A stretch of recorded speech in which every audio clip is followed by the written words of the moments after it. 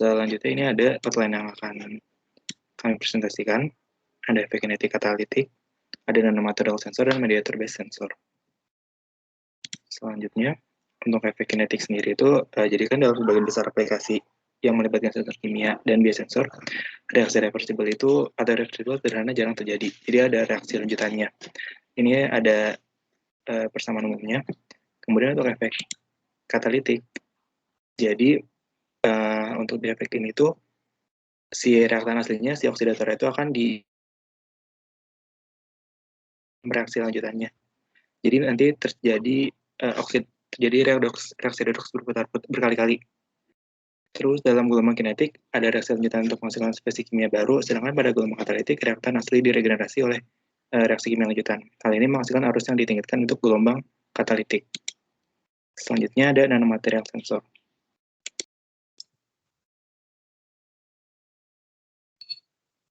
Baik, jadi ada single nanomaterial sensor, di mana nanomaterial ini dimasukkan ke dalam sensor, di mana contohnya adalah CNT atau carbon nanotube, di mana jika penggabungan karbon nanotube ini pada permukaan elektroda, ini merupakan modifikasi untuk deteksi elektroda enzimatik glukosa, di mana CNT ini memiliki kemampuan transfer elektron yang efektif dan juga memiliki luas permukaan yang besar. Nah, elektroda ini juga dapat diganti dengan nanofiber. Nanofiber yang sangat berpori, di mana glukosa oksidase, yaitu enzim itu, bisa diimobilisasi. Dan struktur ini juga memiliki luas permukaan elektronik yang jauh lebih tinggi daripada elektroda logam lainnya, karena dapat mengimobilisasi lebih banyak enzim dan juga menghasilkan sinyal yang lebih besar. Dan pendekatan lainnya juga bisa memodifikasi nanotube ini dengan mediator elektrokimia seperti ferons untuk meningkatkan transfer elektron antara enzim dan juga elektroda. Next. Kemudian juga ada nanokomposit sensor. Nah, nanokomposit sensor ini penggabungan antara CNT dengan nanomaterial lainnya atau polimer lainnya untuk membentuk nanokomposit ini. Untuk pada kasus ini adalah untuk deteksi glukosa. Dan menggabungkan si NT dengan nano lainnya ini bisa meningkatkan aktivitas katalitiknya, di mana contohnya polimer lainnya itu seperti selulosa. Dia dapat berfungsi sebagai matriks untuk penjebakan glukosa oksidase ke permukaan elektroda. Atau juga bisa nanokomposit dari nanotube ini dengan nanopartikel emas atau logam perak, platinum, dan juga lain-lainnya yang memiliki peran untuk membantu transfer elektron dan meningkatkan luas permukaan sensor. Dimana kalau semakin besar luas permukaannya, ya semakin mendorong proses katalitiknya. Next. Ada mediator based sensor. Nah, mediator ini merupakan salah satu upaya untuk meningkatkan jalur transduksi, di mana tujuannya ini sebagai pengganti oksigen, sebagai oksidator lain. Dan dia itu fungsinya bisa membantu transfer elektron, karena sifatnya reversibel, memiliki potensi oksidasi yang sesuai dan konsentrasi yang dapat dikontrol. Nah, contoh mediatornya adalah kation logam transisi dan juga kompleksnya. Nah, pada mediator ini bisa mendorong proses katalitiknya. Di sini bisa kita lihat gambarnya di mana glukosa ini akan bereaksi dengan enzim GOD, contohnya GOD, dalam bentuk spesies oksidasi, lalu menghasilkan gluconic acid, sedangkan nanti GOD dalam bentuk oksidasinya akan menjadi bentuk tereduksi. Kemudian enzim GOD yang bentuk tereduksi ini bisa membentuk GOD oksidasi dengan bereaksi dengan mediator teroksidasinya. Kemudian karena mediator teroksidasinya bereaksi dengan GOD tereduksi, maka mediator teroksidasi ini menjadi mediator tereduksi. Dan Kemudian mediator tereduksinya ini bisa menjadi bentuk teroksidasinya kembali dengan melepaskan elektron. Dan elektronnya bisa berinteraksi dengan permukaan elektroda yang akan menghasilkan arus. Next.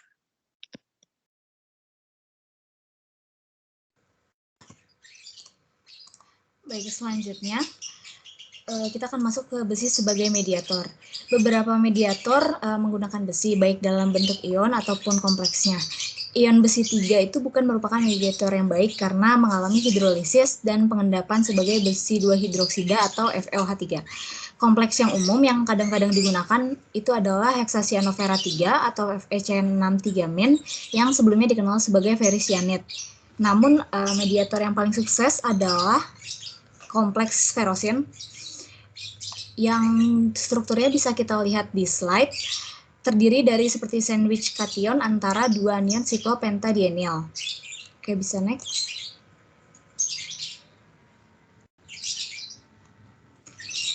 Baik, berikut reaksi yang berlaku untuk berbagai sistem yang telah saya sebutkan di slide sebelumnya. Untuk ion besi akan mengalami hidrolisis dan mengendap sebagai besi hidroksida, dan untuk ferricyanide serta ferrosin akan mengalami reaksi reduksi. Next. Nah, ini untuk sebagai tambahannya, berikut beberapa kriteria mediator yang baik untuk digunakan. Yang pertama ada bereaksi cepat dengan enzim, menunjukkan kinetika transfer elektron reversible, memiliki potensi berlebih yang rendah untuk regenerasi, tidak bergantung pada pH, stabil dalam bentuk teroksidasi dan tereduksi, tidak bereaksi dengan oksigen, tidak beracun, dan dari kriteria-kriteria tersebut, ferrosin memenuhi kriteria sebagai mediator yang baik. Next. Ya, selanjutnya, mediator dapat diklasifikasikan menjadi dua, yaitu mediator alami dan mediator buatan. Nah, pada tabel berikut ini dirangkum beberapa mediator alami dan buatan. Mediator alami atau natural biasanya dapat berupa suatu protein, contohnya sitokrom dan flavoprotein, atau berupa senyawa organik yang terdapat dalam tumbuh-tumbuhan seperti ubiquinon dan vitamin K2. Sedangkan mediator artifisial atau buatan biasanya banyak berupa dyestuff, yaitu zat pewarna seperti methylene blue, phthalocyanin, dan phyllogens. Nah, di samping ini ada contoh struktur mediator alami dan buatan.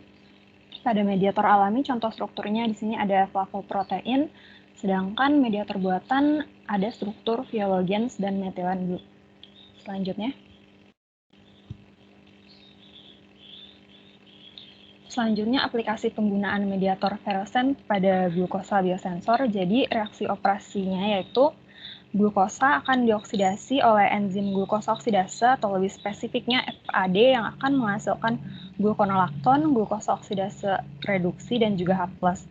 Yang kemudian glukosa oksidase reduksi akan dioksidasi kembali dengan mediator yaitu Fc+, menghasilkan glukosa oksidase OX dan juga Fc yang kemudian Fc akan dioksidasi kembali pada elektroda menghasilkan Fc+ dan memberikan elektron yang kemudian dapat diubah menjadi suatu sinyal atau ukuran suatu nilai dari konsentrasi glukosa. Selanjutnya.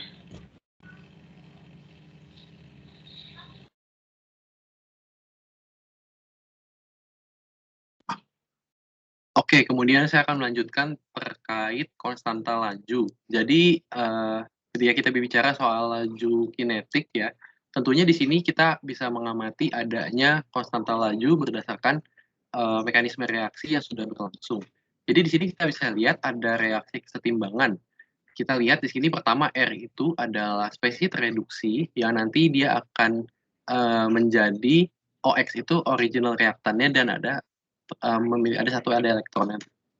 elektron di situ. Kemudian ER itu adalah enzim yang ER itu ada reduksi gitu, enzim reduksi ditambahkan dengan original reaktan, maka ada K1. Jadi di situ ada konstanta laju yang pertama menghasilkan enzim yang teroksidasi dan juga R ada spesies reduksi lagi. Nah, ini bukan reaksi kesetimbangan tapi reaksi satu arah dari reaktan menjadi produk. Kemudian yang ketiga itu enzim yang teroksidasi jika ditambahkan dengan glukosa maka akan memiliki konstanta laju yang kedua dan menghasilkan enzim yang tereduksi ditambah juga dengan gluconolacton. Bisa dilihat strukturnya ada di sisi kanan. Nah, kemudian maka kesimpulannya apa? Jadi kesimpulan bisa kita tarik adalah jika konstanta laju yang pertama itu lebih kecil dari 10 dikali konstanta laju kedua dibagi konsentrasi glukosa, maka kesimpulannya konstanta laju yang kedua ini akan tepat, dan K1-nya itu yang menjadi penentu laju atau biasa kita dengar dengan istilah rate determining step. Next. Oke, kemudian tadi kita sudah membahas juga mengenai mediator, dan sebenarnya nanti akan terjadi apa dampaknya terhadap cyclic voltammetry yang mana kita gunakan untuk melihat di sini kita lihat bisa potensialnya dan arusnya, apa yang akan mempengaruhi. Jadi di sini ada bisa dilihat dua plot ya, dua plot itu yang A dan yang B. Nah, jadi kita bisa lihat yang pertama itu adalah ferrosin monokarboksilik acid atau asam monokarboksilat ferrosen. Tadi ferrosen sempat disinggung juga ya sebelumnya. Di dalam buffer fosfat pH 7 yang di dalamnya mengandung glukosa, itu yang A, yang bawah, yang gambarnya agak landai. Kemudian yang kedua itu ada yang B, yaitu persis dengan yang tadi, ferrosin monokarboksilik acid di dalam buffer fosfat 4, tetapi ditambahkan glukosa oksidase ke dalam rutan. Nah, glukosa oksidase ini apa? Ini adalah enzim. Nah, apa pengaruhnya? Dan di sini kita bisa lihat dari plotnya itu kan sangat berbeda jauh gitu ya. Jadi yang bisa diamati adalah dihasilkan plot katalitik baru yang puncak reduksinya itu ditingkatkan dan tidak memiliki puncak oksidasi. Nah, ini terjadi karena apa? Karena adanya efek katalis, yaitu enzim. Enzim di sini sebagai katalis. Kemudian apa yang bisa kita amati yang kedua, yaitu konstanta laju itu akan menjadi sebanding dengan tinggi relatif dari plot katalitik. Nah, jadi nanti kita bisa memperoleh konstanta lajunya itu yang tertulis pada slide.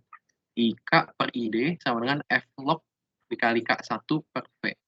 Nah, V itu adalah sweep rate, kemudian IK dan ID ini adalah arus katalitik, dan ID itu adalah arus difusi terkontrol. Nah, sweep rate itu apa? Sweep rate itu adalah kecepatan di mana pengontrol menambah atau mengurangi frekuensi. Seperti itu. Jadi itu yang bisa kita amati ketika berhubungan dengan laju kinetiknya dan ada tambahan mediator bagaimana kepada cyclic voltamogram, maka datanya akan menjadi seperti maksudnya plotnya akan menjadi seperti ini. Terjadi perubahan yang sangat signifikan. Next.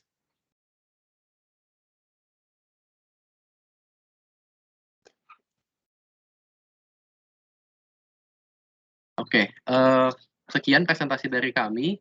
Mohon maaf jika ada kekurangan. Apakah teman-teman ada yang berkenan untuk bertanya? Dipersilakan. Oke, silakan. Jadi gunanya, kenapa sih harus dicek gitu ya? Yang kinetikanya tinggi, ya iyalah gitu kan, kita lagi bikin sensor ya kan ya. Kalau bikin sensor semakin sensitif semakin bagus, makanya kalau sinyalnya terlalu kecil mungkin nggak kelihatan gitu kan, jadi semakin tinggi sinyalnya semakin bagus. Jadi di sini ada bermacam-macam itu ya mediator ya, gunanya untuk meningkatkan arusnya supaya ya itu tadi sinyalnya lebih kelihatan. Ada yang enzimatik, ada yang biasa gitu ya seperti methylene blue. Oke, silakan kalau ada yang mau ditanyakan.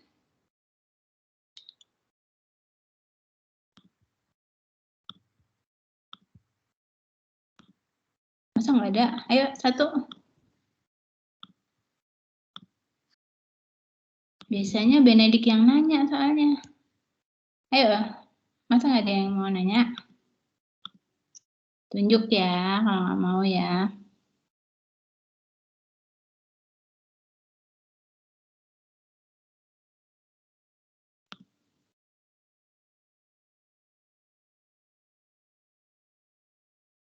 Nggak ada? Marcelo? Dari saya belum ada, Bu. Ih, belum ada. Iya, belum kepikiran, Bu. Terus kamu yang kepikiran apa ya, Farhan? Muhammad Farhan? Saya belum ada, Bu. Ya ampun, belum ada juga. Iya. Ya udah kalau gitu Benedik yang nanya ke mereka. Apa namanya tadi, ngerti nggak yang diomongin sama Benedik? Ayo. Saya nih Bu yang nanya. Kau tanya sama mereka. Coba tes mereka, dengerin apa Mungkin sebenarnya. dari teman-teman kelompok Sambil- ada yang pengen bantu pertanyaan gitu, mungkin kan tadi materinya banyak gitu ya.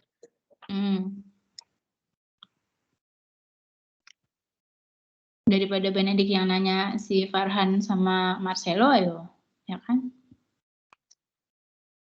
Ayo, silakan nanya.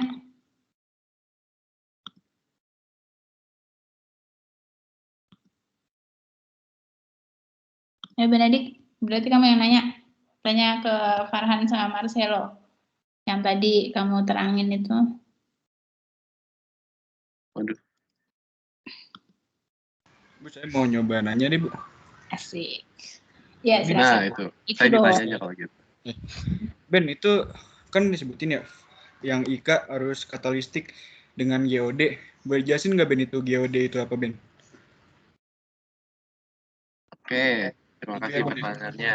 Jadi, di sini kan konstanta laju ini kita dapatkan dengan penambahan si enzim gitu ya. Jadi, tanpa enzim maka nanti konstanta lajunya nggak akan seperti ini gitu, akan berbeda. Nah, GOD ini apa? GOD ini adalah glukos oksidase atau glukosa oksidase. Tadi kan sempat disinggung sebelumnya, glukosa oksidase itu adalah enzimnya gitu yang membantu katalitisnya gitu. Maka arus katalitis ini kan si enzim ini fungsinya katalis gitu kan untuk memperkuat si sensornya. Maka dengan ada tambahan ini maka arusnya akan berubah, disebutnya arus katalitik. Jadi disebutnya dengan enzimnya di sini dipakai glukosa oksidase seperti itu. Oke, Farhan. Oh, oke, Ben, udah ngerti, Ben. Jadi itu sebenarnya buat ngubah jadi arus katalitik ya, intinya ya? Ya, dengan adanya tambahan si katalis si enzimnya. Oke, thank you ya, Ben. Oke, makasih Farhan. Oke, thank you Marcelo, juga. selamat ya. Kamu hari ini awas loh kalau ditanya lagi nggak punya pertanyaan. Oke, Baik, Bu. kita berikan aplaus buat kelompok ini. Beneran nggak ada lagi yang nanya nih? Kalau ada lagi silakan. Kalau nggak ada, saya mulai dengan kuliah berikutnya ya.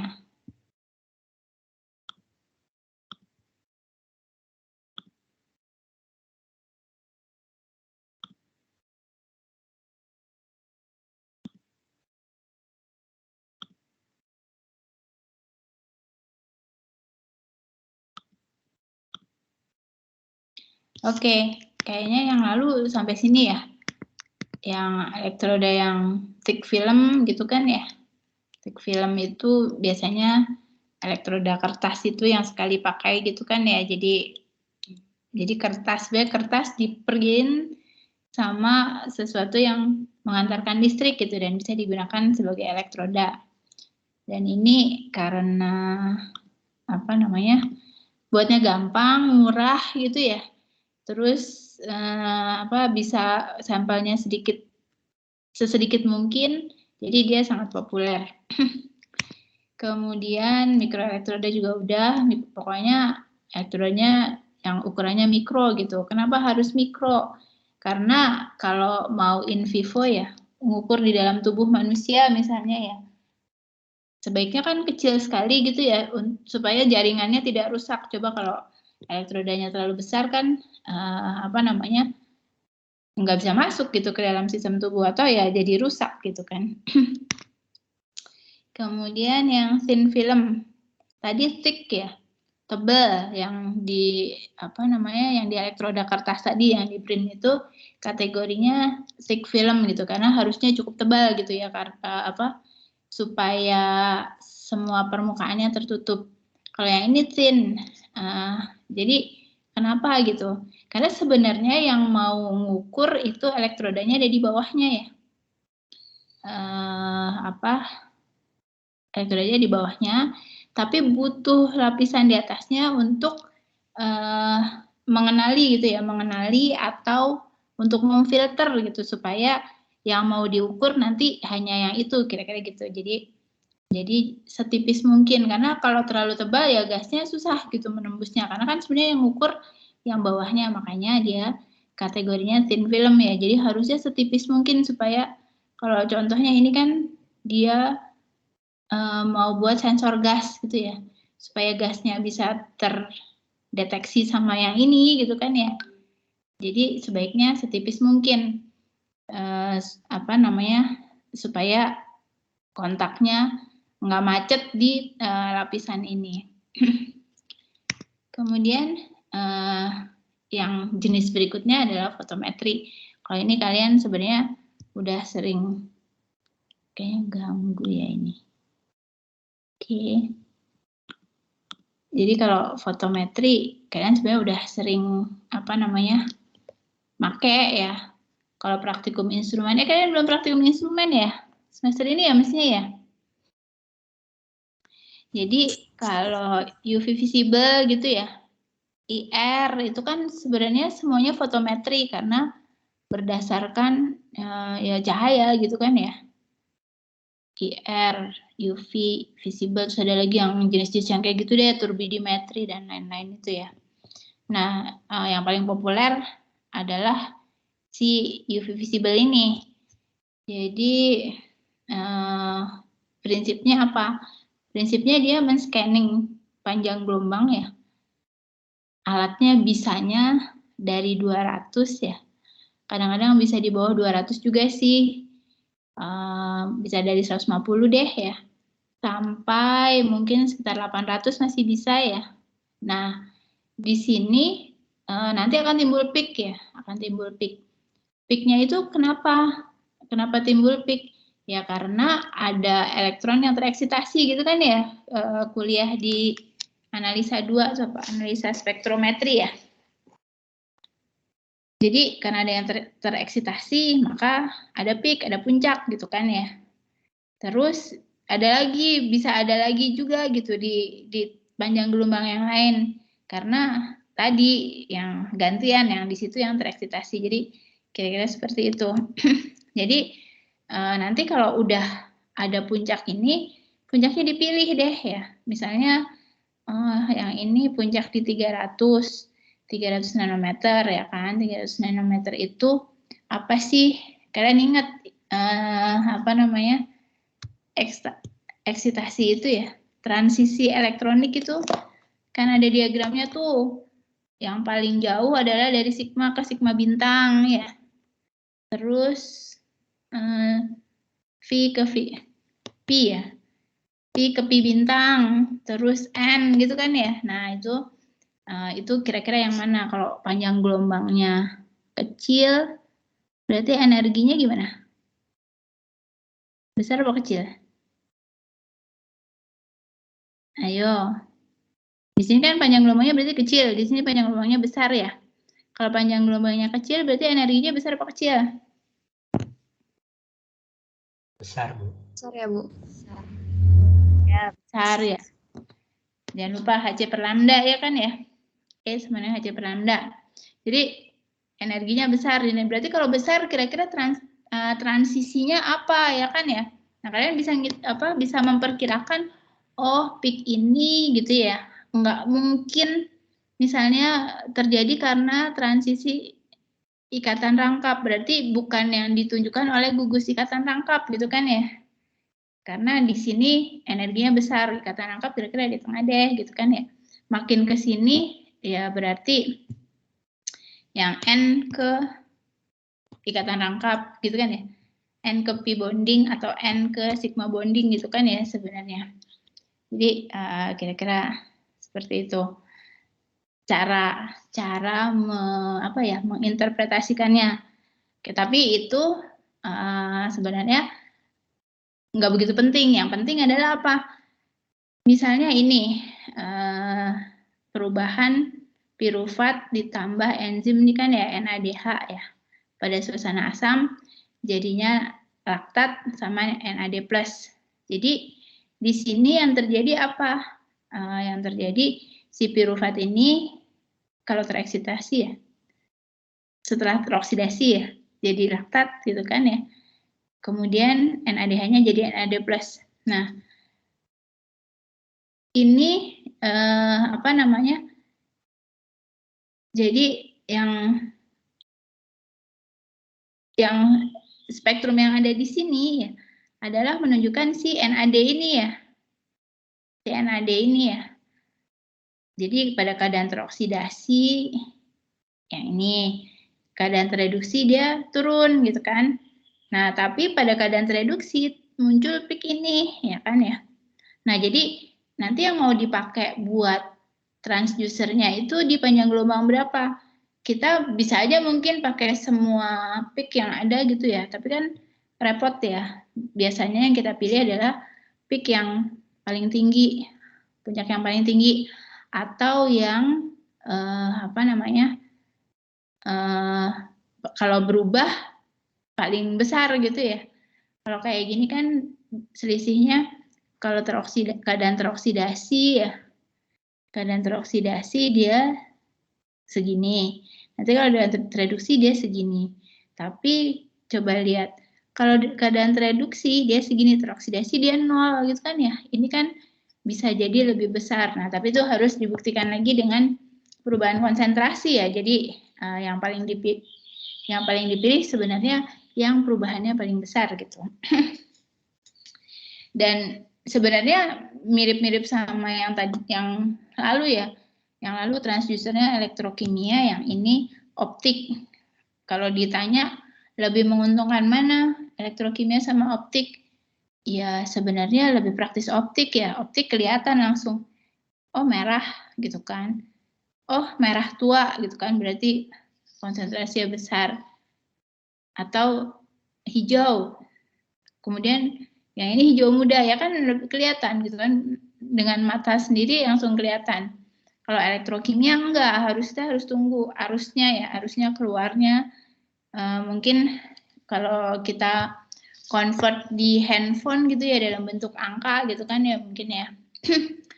Tapi di lain pihak si elektrokimia lebih sensitif daripada si spektrum UV vis ini. Jadi ya biasanya kan kalau ngukur tapi nggak keukur juga susah juga ya.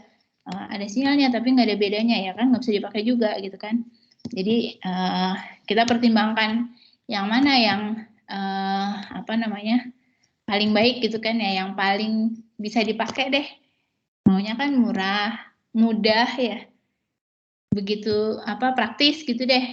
Orang nggak usah belajar yang rumit-rumit, tapi dikasih tahu secara sederhana udah bisa pakai. Jadi intinya seperti itu ya.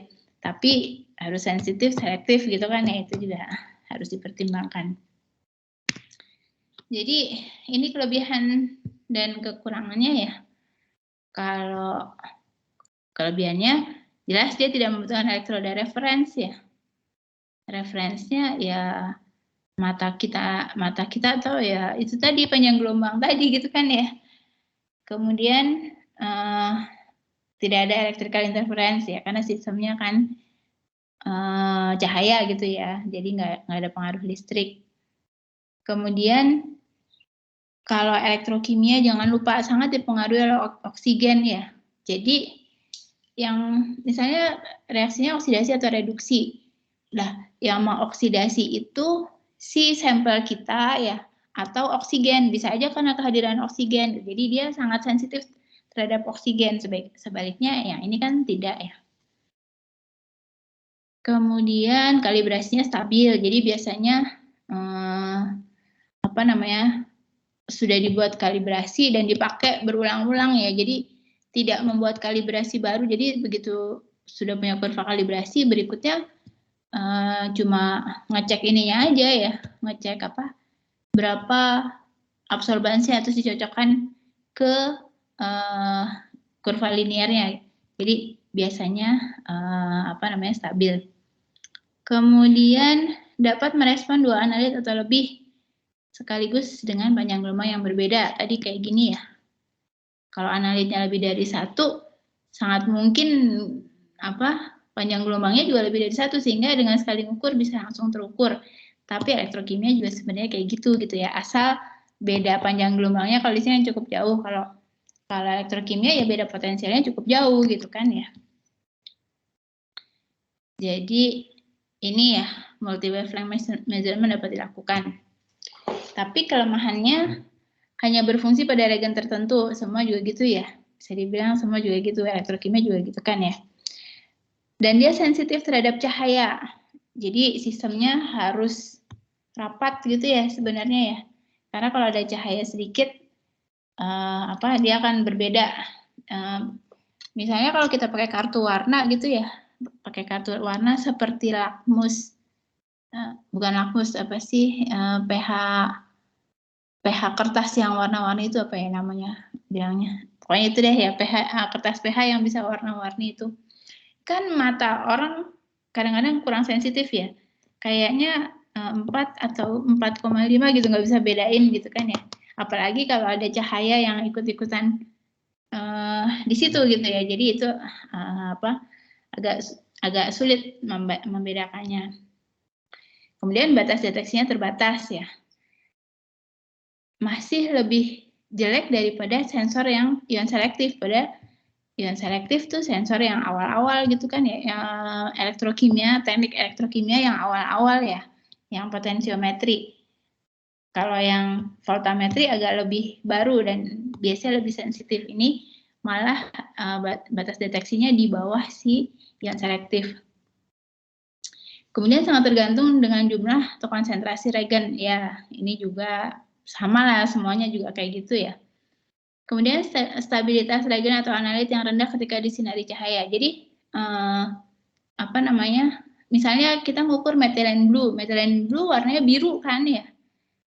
Nah, kalau disinari cahaya bisa jadi si methylene blue-nya itu sudah berubah dengan sendirinya ya, entah teroksidasi atau gimana.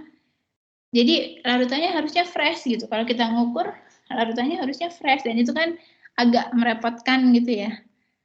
Jadi rentan sekali terhadap cahaya. Dan ini lambat gitu ya. Respon waktunya lambat. Ini sih biasanya kalau mengukur suatu larutan gitu ya, tapi harus di treatment dulu ya. Jadi sebenarnya dia tidak berwarna gitu, tapi kemudian dibuat berwarna. Nah, ini biasanya butuh waktu juga.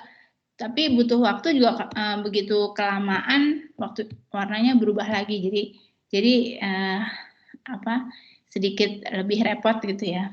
Sebenarnya ada bagian-bagian yang membuat dia jadi tidak akurat gitu, karena sangat tergantung oleh waktu, kemudian adanya cahaya dan lain-lain. Nah, tapi ada banyak yang bisa kita pilih ya. Yang paling umum kita pakai UV visible ya kan. Di dalam UV visible ini bisa terjadi fluorescence atau phosphorescence. Nih kalian udah belajar ini di spektroskopi, bukan spektroskopi molekul ya, tapi kuliah spektroskopi, analisis spektroskopi ya. Kemudian ada jenis yang bioluminescence ya, yang dikeluarkan oleh makhluk hidup. Chemiluminescence yang hasil dari reaksi kimia. Ada juga yang refleksi ya, spektroskopi refleksi. Jadi dipantulkan dulu gitu baru diukur. Kemudian ada yang laser light scattering. Jadi basisnya pakai sinar laser ya. Sinar laser dibuat kemudian dipantulkan, jadi kayak gitu. Nah, sebenarnya sih kalau lihat panjang gelombangnya yang sudah kita kenal banyak ya. Tapi yang ini mungkin terlalu kecil gitu ya. Terlalu kecil sehingga energinya terlalu kecil ya, sehingga yang berubah itu yang berubah itu sangat sensitif, jadi dilihatnya harus dengan teknik tertentu. Kalau yang ini energinya malah terlalu besar sehingga butuh handling khusus gitu ya. Jadi akhirnya yang bisa digunakan secara umum hanya yang ini ya. Kemudian hukumnya kalian udah hafal ya, absorbansi sama dengan epsilon dikalikan konsentrasi dikalikan panjang lajur yang ditempuh oleh cahaya itu gitu ya. Dan kalau konsentrasinya berubah berarti absorbansinya berubah. Ini tetapannya ya, jadi harusnya ini stabil gitu ya untuk setiap kali pengukuran. Dan ini ya spektroskopi UV visible-nya,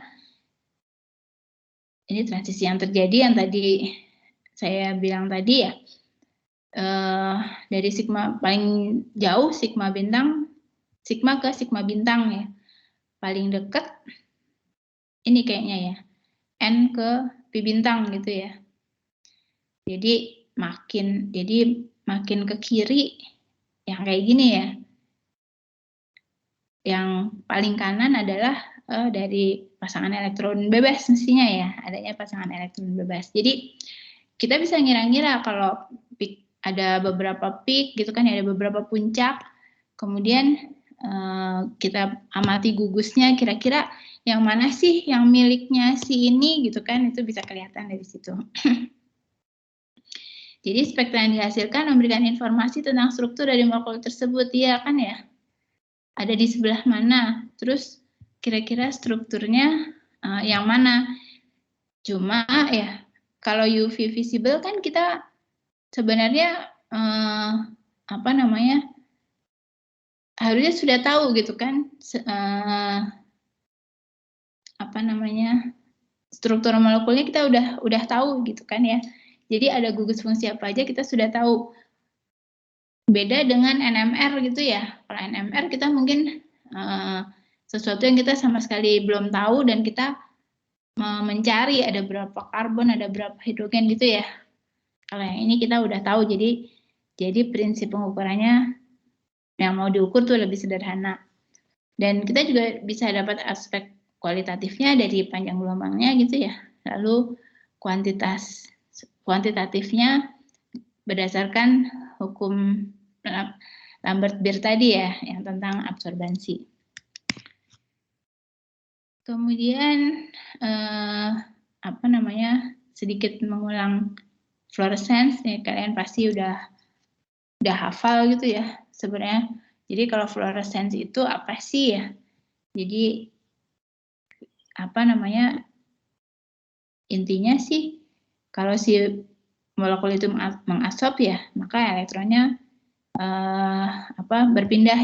berpindah, kemudian dia mengalami sedikit peluruhan gitu kan ya.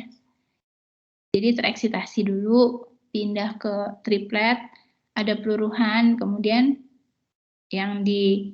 sinar yang dikembalikan akan berbeda gitu ya dengan diabsorpsi. Jadi terjadi pergeseran panjang gelombang. Nah, ini yang disebut dengan fluorescence. Ini diagram Jablonski, ya kalian udah kenal banget ya. Dan kenapa dia lebih sensitif dan lebih selektif ya? Karena dia jadinya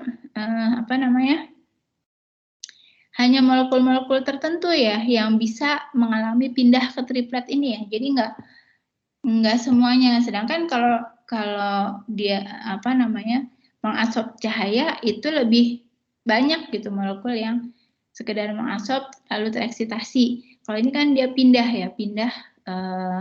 orbital gitu kan ya.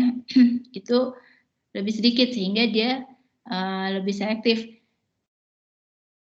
Dan dibilang lebih sensitif kenapa? Karena karena kalau dia lebih selektif kan jadi hanya itu saja gitu yang diukur, hanya itu saja, dan kemudian dia juga akan mengalami perpindahan panjang gelombang gitu ya. Jadi biasanya dia akan lebih sensitif. Nah, jenis dari fluorescence ini sebenarnya bisa luminescence ya. Kalau ini otomatis, jadi begitu dia dapat cahaya, dia pindah, ya kan ya, tereksitasi, pindah orbital, dan kemudian dilepaskan lagi. Ada jenis yang lain gitu, yang cahayanya terjadi karena diberikan panas. Jadi kalau ini mengadsorpsi dulu gitu kan ya, mengadsorpsi, terjadi bla bla bla, lalu dia mengeluarkan spektrum gitu ya, mengeluarkan emisi gitu kan. Kalau luminescence dia diberikan panas. Atau sebenarnya yang lain, atau pemicu yang lainnya. Belum tentu panas. Ada yang disebut chemiluminescence ya. Kalau chemiluminescence ada reaksi kimia dulu ya, misalnya luminol bereaksi dulu ya dengan OH- jadi seperti ini gitu kan ya. Jadi seperti ini, kemudian bereaksi dengan suatu logam misalnya ya. Bereaksi dengan suatu logam, kemudian jadi seperti ini, kemudian dia mengalami mengemisikan cahaya luminescence tadi ya. Jadi pemicunya adalah reaksi kimia dan biasanya oksidasi atau reduksi. Jadi ada biasanya peroksida yang terkenal dengan oksidator kuat atau oksigen. Nah, tidak hanya luminol ya, ada juga senyawa-senyawa lain. Di sini adanya hanya isoluminol ya, tapi ada beberapa senyawa kimia lain sebenarnya ya yang bisa menghasilkan chemiluminescence ini ya. Jadi prinsipnya dia mengalami oksidasi atau reduksi gitu ya. Biasanya oksidasi, kemudian dia melepaskan, dia mengemisikan cahaya. Dan bagaimana penggunaannya ya? Nah, kalau kita lihat di sini, dia digunakan untuk mengukur suatu protein atau antigen ya, kita menyebutnya antigen. Antigen itu kan pasangannya antibodi ya. Jadi antibodi ini dipilih yang menjadi pasangan antigen gitu deh ya. Nah, kemudian yang satu diikatkan dengan dengan luminol ini ya, dengan C ini luminol ini yang labelnya ini yang luminol berarti ini labelnya ya, C ini yang reaktannya ya, jadi kita punya antigen, antibodi. Antigen dan antibodi ini kan si antibodinya itu berfungsi sebagai sensing agent-nya. Kita belum sampai situ ya. Itu sebagai sensing agent-nya. Yang ini adalah transducernya. Jadi masing-masing kita ikatkan karena si label tadi ya. Labelnya ini luminol gitu ya. Luminol hanya bisa mengemisikan sesuatu jika dioksidasi atau reduksi ya. Maka kita perlu di bagian satunya adalah sesuatu yang bisa mengoksidasi gitu kan ya, atau mereduksi. Di sini dipasang H2O2 gitu. Satunya H2O2. Jadi ketika si antibodi ketika si antigen menemukan antibodi, maka mereka jadi berdekatan juga si C sama F ini gitu kan ya. Karena mereka berdekatan, maka dia akan memicu atau mengoksidasi si luminol. Luminolnya nanti mengeluarkan emisi gitu ya, mengemisikan cahaya. Jadi kira-kira seperti itu. Nah, kemudian ya nanti kalau udah bisa juga sebenarnya dibalik ya. Bisa juga sebenarnya dibalik yang satu.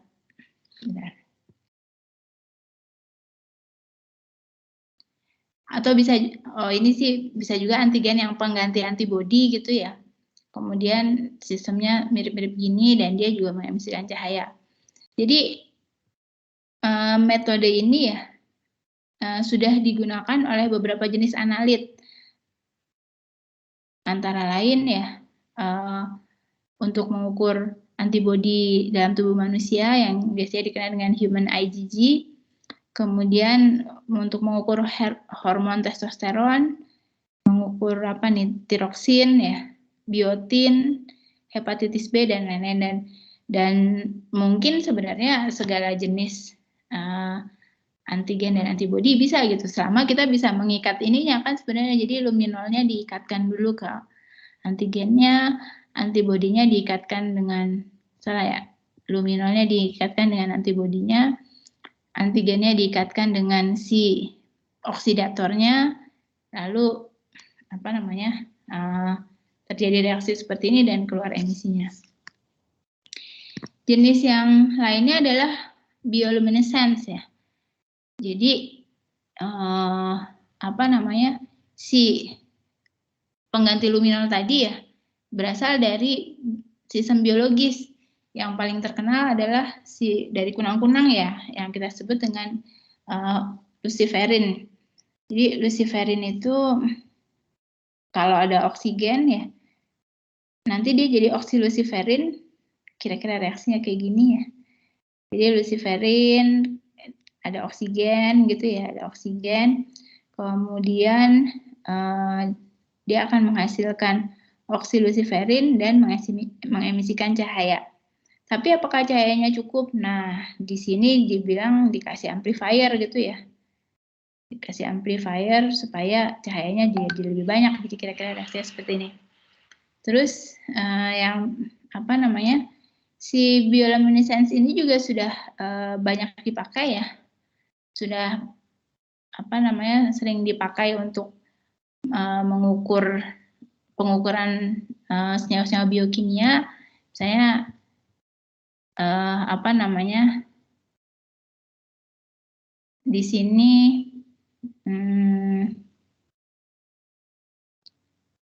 ini feromon ya, feromon sama ya.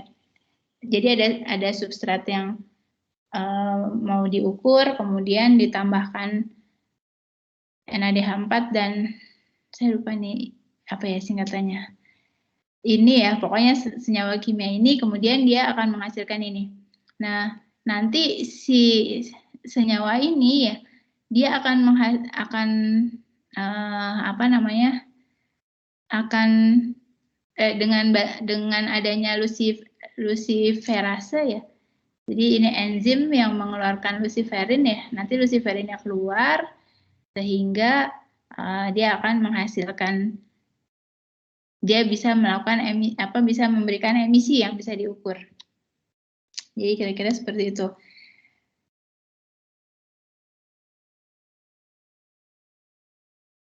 Jadi apa namanya di sini kalau tadi grupnya Benedict membahas apa namanya penggunaan enzim gitu ya, kita lihat di sini pakai enzimnya banyak ya, ada NADH gitu kan ya, namanya NADH, masih tambah luciferase ya kan ya.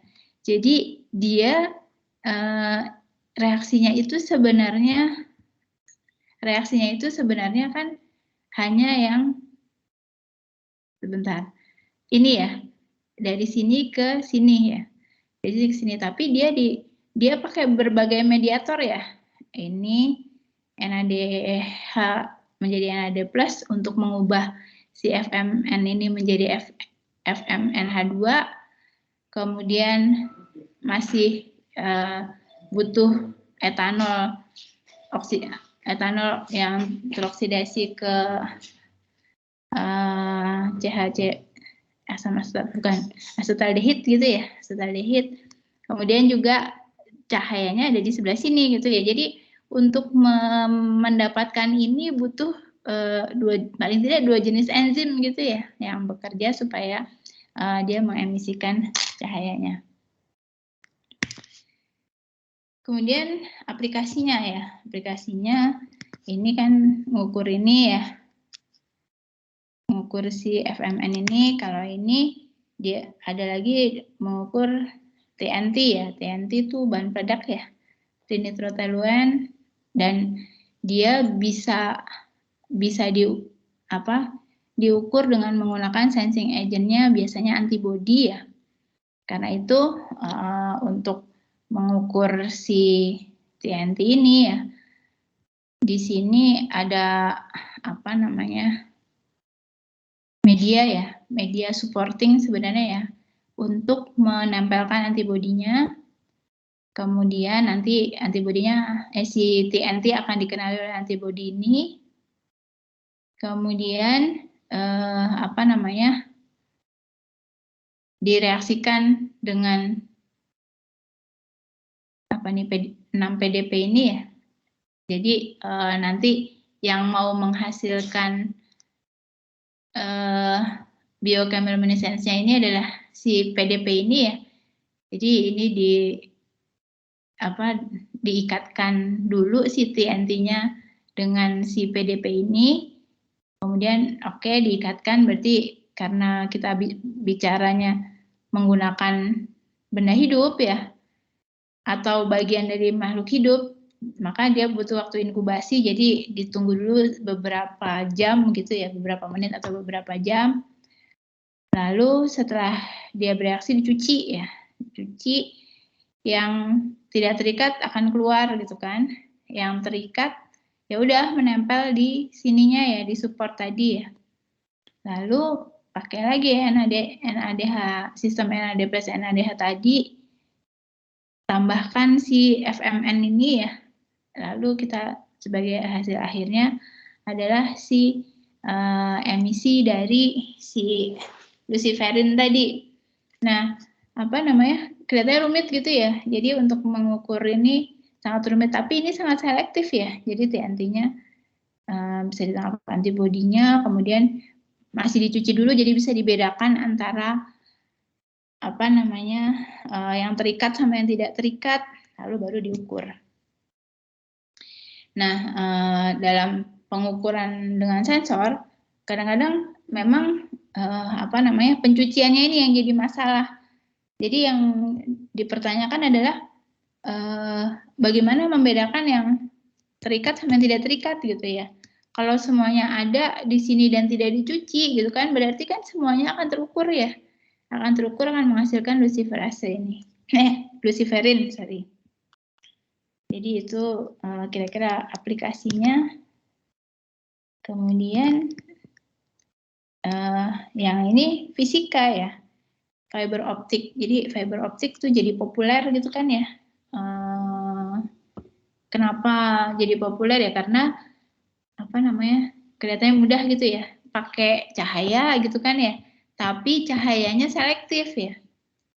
Jadi yang dipakai adalah di fiber optik itu adalah intinya ada kabel gitu kan ya, ada benang, bukan benang, pipa kapiler gitu deh ya, pipa kapiler. Jadi yang pipa kapiler yang sangat kecil, jadi seperti benang gitu kan ya. Nah, cahayanya dilewatkan di dalamnya itu. Tapi untuk melewatkan cahayanya itu kita harus memilih ya. Jadi berdasarkan hukum Snell ya, hukum Snell kan kalau pada kalau indeks biasnya tertentu ada yang dipantulkan, ada yang dibiaskan gitu kan ya. Kalau terjadi perbedaan indeks bias, nah ini bisa diatur dengan memilih si material fibernya ini ya. Jadi kita bisa atur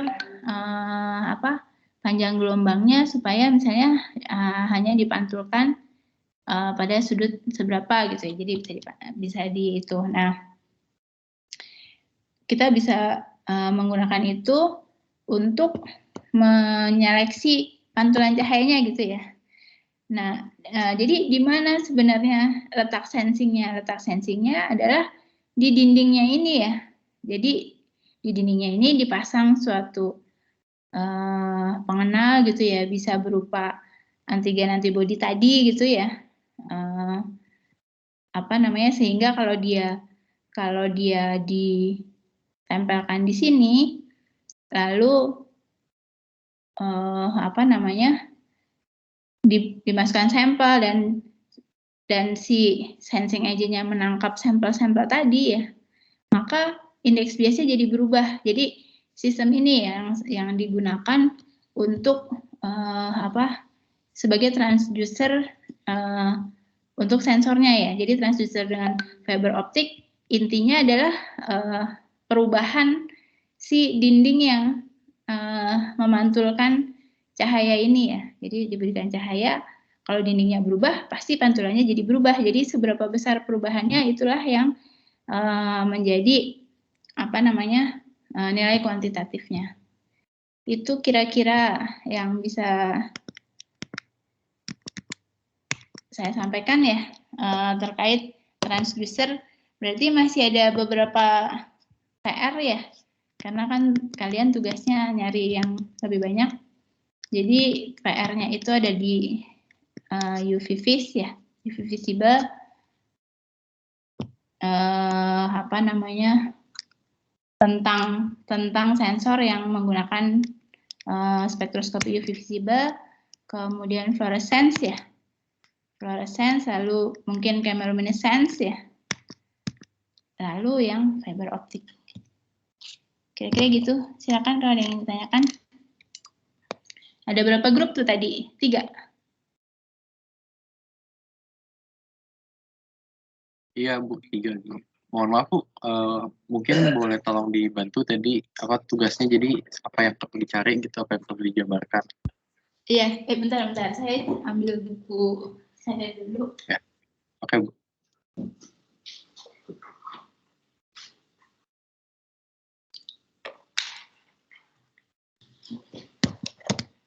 Oke, jadi yang UV visible ya, fluorescence, luminescence ya, kemudian fiber optik. Jadi ada berapa tuh? 3 ya? 4. Ada 4 ya? Ada 4 grup. Jadi dengan demikian, kayaknya minggu depan, karena kita juga nggak kebagian slot ya, maka kita isi dengan presentasi aja ya. Tapi kalian cari waktunya juga sih sebenarnya ya. Kalian cari waktunya, terus cukup nggak seminggu buat diri kalian? Lagi ujian sih ya. Ya udah, gini aja. Minggu depan kalau ada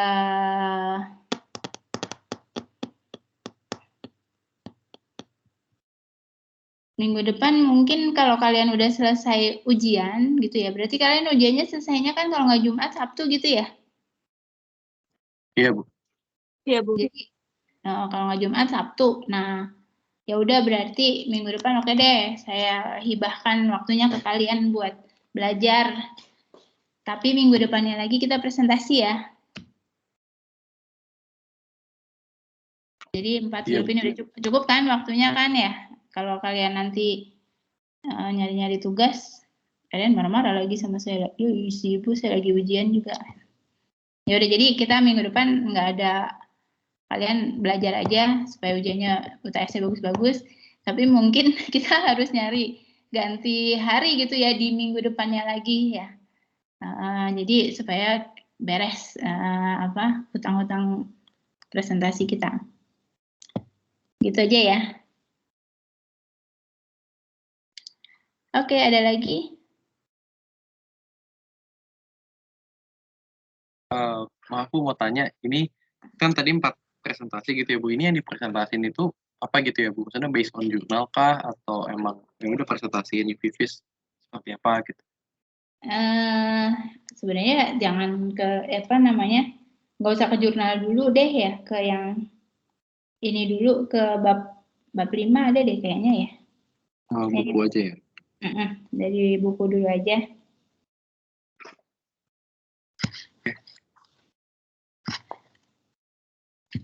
Bab 6 ya, kalau fotometri itu bab 6.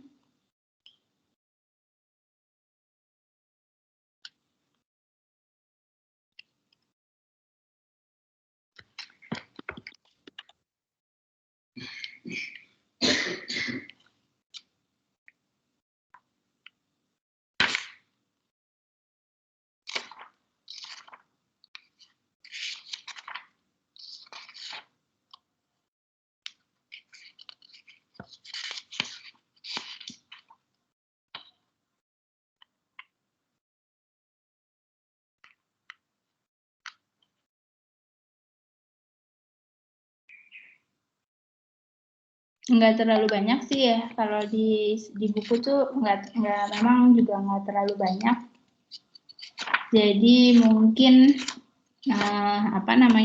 kalau yang fiber optik mungkin kalian harus cari di luar gitu ya, ininya ya, definisinya ya.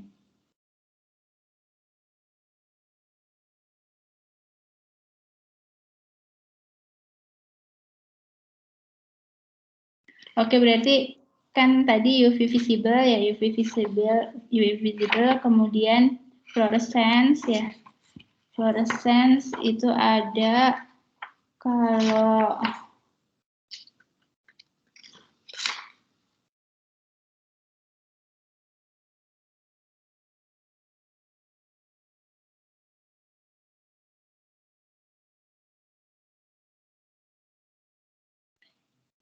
yang luminescence adanya di bab 8 ya.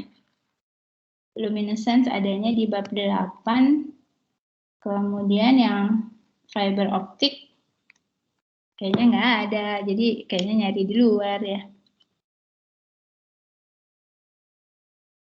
Tapi mungkin yang fiber optik kan juga minggu depannya masih belum ketemu kali ya, masih yang itu, jadi waktunya akan lebih panjang.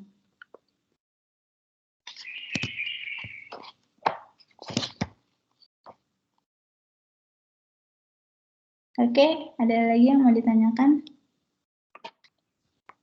Dari saya lagi deh Bu, terakhir Bu. Ini untuk kelas pengganti. Kan kita mulai presentasi kan berarti 2 minggu lagi ya, karena minggu depan kan UTS. Untuk kelas penggantinya di 2 minggu lagi dari sekarang atau 3 minggu lagi ya? Di 2 minggu lagi dong, kalau 3 minggu lagi kan kuliah biasa namanya ya. Oh, jadi di 2 minggu lagi akan ada 2 pertemuan gitu ya Bu ya? Iya. Coba saya diskusiin dulu ya Bu, kapan harusnya main jadwal juga sama teman-teman. Ya, kalian, nanti saya kirimkan jadwal saya yang baru. Oke Bu. Ya, kemudian kita ini. Oke, ada lagi? Kalau nggak ada, kayaknya sudah Bu, terima kasih. Ya. Selamat ujian ya, jangan aneh-aneh. Maksudnya jangan aneh-aneh tuh gimana ya? Jangan ketangkep nyontek deh gitu ya. Soalnya serem. Jadi kalian misalkan belajar yang baik, kalau udah belajar pasti bisa deh ya. Ini bukan dari saya loh, bukan mata kuliah kita, karena mata kuliah kita belum ujian kan ya, tapi buat mata kuliah yang lain. Itu aja pesannya, baik-baik, sehat-sehat, mudah-mudahan ujiannya lancar. Assalamualaikum. Waalaikumsalam, makasih banyak Bu. Terima kasih Bu. Terima kasih Bu.